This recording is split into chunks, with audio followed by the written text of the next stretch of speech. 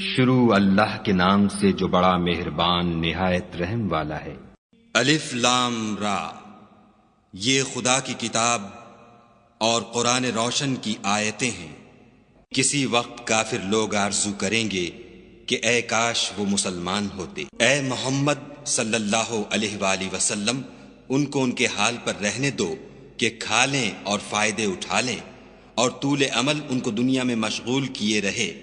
ان قریب ان کو اس کا انجام معلوم ہو جائے گا۔ اور ہم نے کوئی بستی ہلاک نہیں کی مگر اس کا وقت مرقوم و معین تھا۔ کوئی جماعت اپنی مدت وفات سے نہ آگے نکل سکتی ہے نہ پیچھے رہ سکتی ہے۔ اور کفار کہتے ہیں کہ اے شخص جس پر نصیحت کی کتاب نازل ہوئی ہے، تو دیوانہ ہے۔ اگر تو سچا ہے تو ہمارے پاس فرشتوں کو کیوں نہیں لے آتا؟ کہہ دو ہم فرشتوں کو نازل نہیں کیا کرتے مگر حق کے ساتھ، اور اس وقت ان کو مہلت نہیں ملتی۔ بے شک یہ کتاب نصیحت ہم ہی نے اتاری ہے اور ہم ہی اس کے نگہبان ہیں۔ اور ہم نے تم سے پہلے لوگوں میں بھی پیغمبر بھیجے تھے، اور ان کے پاس کوئی پیغمبر نہیں آتا تھا مگر وہ اس کے ساتھ استہزاء کرتے تھے۔ اس طرح ہم اس تکذیب و ضلال کو گناہ گاروں کے دلوں میں داخل کر دیتے ہیں، سو وہ اس پر ایمان نہیں لاتے، اور پہلوں کی روش بھی یہی رہی ہے۔ اور اگر ہم آسمان کا کوئی دروازہ ان پر کھول دیں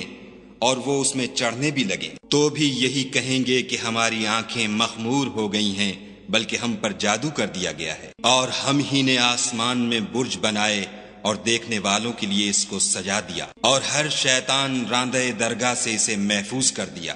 ہاں اگر کوئی چوری سے سننا چاہے تو چمکتا ہوا انگارہ اس کے پیچھے لپکتا ہے۔ اور زمین کو بھی ہم ہی نے پھیلایا اور اس پر پہاڑ بنا کر رکھ دیے، اور اس میں ہر ایک سنجیدہ چیز اگائی۔ اور ہم ہی نے تمہارے لیے اور ان لوگوں کے لیے جن کو تم روزی نہیں دیتے اس میں معاش کے سامان پیدا کیے۔ اور ہمارے ہاں ہر چیز کے خزانے ہیں، اور ہم ان کو بمقدار مناسب اتارتے رہتے ہیں۔ اور ہم ہی ہوائیں چلاتے ہیں جو بادلوں کے پانی سے بھری ہوئی ہوتی ہیں، اور ہم ہی آسمان سے مے برساتے ہیں، اور ہم ہی تم کو اس کا پانی پلاتے ہیں، اور تم تو اس کا خزانہ نہیں رکھتے۔ اور ہم ہی حیات بخشتے اور ہم ہی موت دیتے ہیں، اور ہم ہی سب کے وارث مالک ہیں۔ اور جو لوگ تم میں پہلے گزر چکے ہیں ہم کو معلوم ہیں، اور جو پیچھے آنے والے ہیں وہ بھی ہم کو معلوم ہیں۔ اور تمہارا پروردگار قیامت کے دن ان سب کو جمع کرے گا، وہ بڑا دانا اور خبردار ہے۔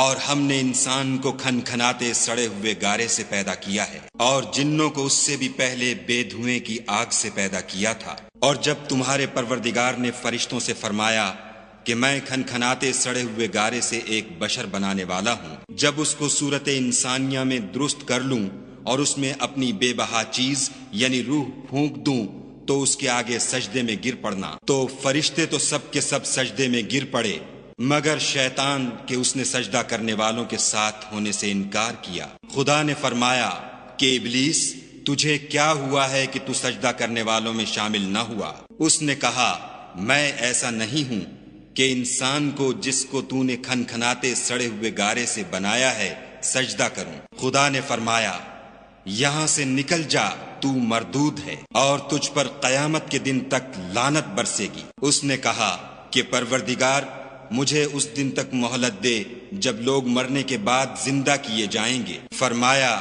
کہ تجھے مہلت دی جاتی ہے وقت مقرر یعنی قیامت کے دن تک۔ اس نے کہا کہ پروردگار جیسا تو نے مجھے رستے سے الگ کیا ہے میں بھی زمین میں لوگوں کے لیے گناہوں کو آراستہ کر دکھاؤں گا اور سب کو بہکاؤں گا۔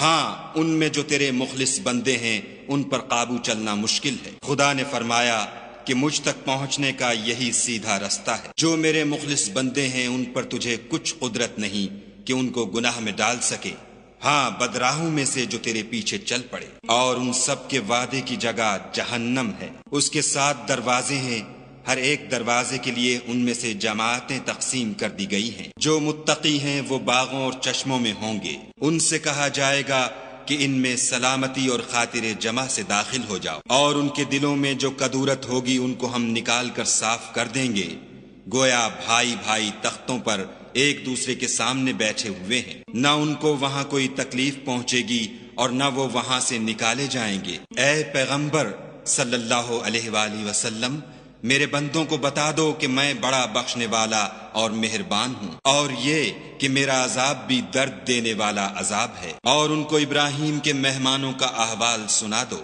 جب وہ ابراہیم کے پاس آئے تو سلام کہا۔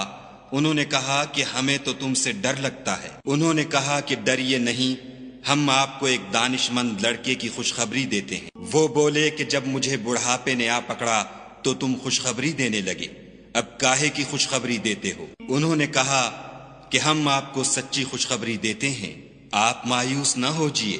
ابراہیم نے کہا کہ خدا کی رحمت سے میں مایوس کیوں ہونے لگا؟ اس سے مایوس ہونا گمراہوں کا کام ہے۔ پھر کہنے لگے کہ فرشتوں تمہیں اور کیا کام ہے؟ انہوں نے کہا کہ ہم ایک گناہ گار قوم کی طرف بھیجے گئے ہیں کہ اس کو عذاب کریں، مگر لوط کے گھر والے کہ ان سب کو ہم بچا لیں گے، البتہ ان کی عورت کہ اس کے لیے ہم نے ٹھہرا دیا ہے کہ وہ پیچھے رہ جائے گی۔ پھر جب فرشتے لوط کے گھر گئے تو لوط نے کہا تم تو ناآشنا سے لوگ ہو۔ وہ بولے کہ نہیں، بلکہ ہم آپ کے پاس وہ چیز لے کر آئے ہیں جس میں لوگ شک کرتے تھے، اور ہم آپ کے پاس یقینی بات لے کر آئے ہیں اور ہم سچ کہتے ہیں۔ تو آپ کچھ رات رہے سے اپنے گھر والوں کو لے نکلیں اور خود ان کے پیچھے چلیں، اور آپ میں سے کوئی شخص پیچھے مڑ کر نہ دیکھے، اور جہاں آپ کو حکم ہو وہاں چلے جائیے۔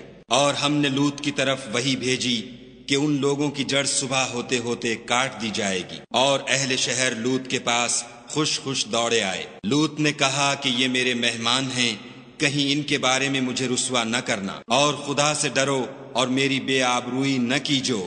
وہ بولے کیا ہم نے تم کو سارے جہان کی حمایت و طرفداری سے منع نہیں کیا؟ انہوں نے کہا کہ اگر تمہیں کرنا ہی ہے تو یہ میری قوم کی لڑکیاں ہیں، ان سے شادی کر لو۔ اے محمد صلی اللہ علیہ وآلہ وسلم، تمہاری جان کی قسم وہ اپنی مستی میں مدہوش ہو رہے تھے، سو ان کو سورج نکلتے نکلتے چنگھاڑ نے آ پکڑا، اور ہم نے اس شہر کو الٹ کر نیچے اوپر کر دیا اور ان پر کھنگر کی پتھریاں برسائیں۔ بے شک اس قصے میں اہل فراست کے لیے نشانی ہے، اور وہ شہر اب تک سیدھے رستے پر موجود ہے۔ بے شک اس میں ایمان لانے والوں کے لیے نشانی ہے، اور بن کے رہنے والے یعنی قوم شعیب کے لوگ بھی گناہ گار تھے، تو ہم نے ان سے بھی بدلہ لیا، اور یہ دونوں شہر کھلے رستے پر موجود ہیں۔ اور وادی ہجر کے رہنے والوں نے بھی پیغمبروں کی تکذیب کی، ہم نے ان کو اپنی نشانیاں دیں اور وہ ان سے منہ پھیرتے رہے، اور وہ پہاڑوں کو تراش تراش کر گھر بناتے تھے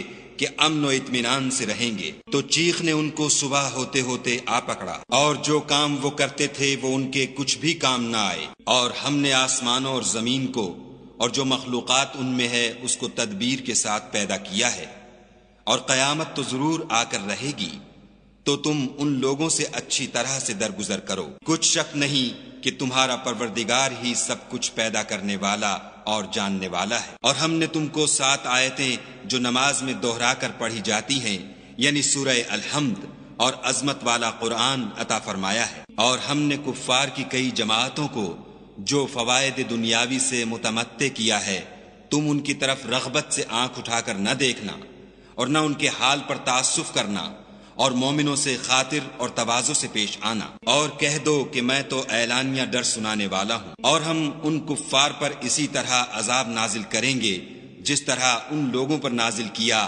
جنہوں نے تقسیم کر دیا، یعنی قرآن کو کچھ ماننے اور کچھ نہ ماننے سے ٹکڑے ٹکڑے کر ڈالا۔ تمہارے پروردگار کی قسم ہم ان سے ضرور پرسش کریں گے ان کاموں کی جو وہ کرتے رہے، پس جو حکم تم کو خدا کی طرف سے ملا ہے وہ لوگوں کو سنا دو، اور مشرکوں کا ذرا خیال نہ کرو۔ ہم تمہیں ان لوگوں کے شر سے بچانے کے لیے جو تم سے استہزاء کرتے ہیں کافی ہیں، جو خدا کے ساتھ اور معبود قرار دیتے ہیں، سو ان قریب ان کو ان باتوں کا انجام معلوم ہو جائے گا، اور ہم جانتے ہیں کہ ان کی باتوں سے تمہارا دل تنگ ہوتا ہے، تو تم اپنے پروردگار کی تسبیح کہتے اور اس کی خوبیاں بیان کرتے رہو، اور سجدہ کرنے والوں میں داخل رہو، اور اپنے پروردگار کی عبادت کیے جاؤ یہاں تک کہ تمہاری موت کا وقت آ جائے۔